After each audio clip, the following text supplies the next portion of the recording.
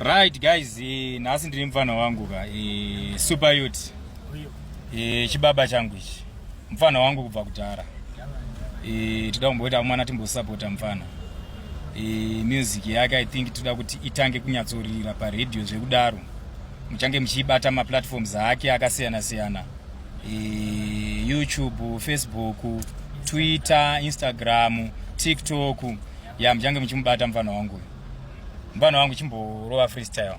Ndikati Godfinger mwari hadakwe tinosvika vegodova make zvakawanda isusu hatitsvage patino mukatorumbidza maitaishe hatizochemi megasi zvinotinetsa zvipere chinondisimbisa kutenda ndayaruka vamwe vakaenda dziri pwere mumwe wangu hatizochemi munyazi zvinotinetsa zvipere chinondisimbisa kutenda ndayaruka vamwe vakaenda dziri pwere. Oyo ndofunga murungo zinzwira muri yeZimbabwe ngatisapote mfana because ava vanhu ane zvipo zvekuberekwa nazvo.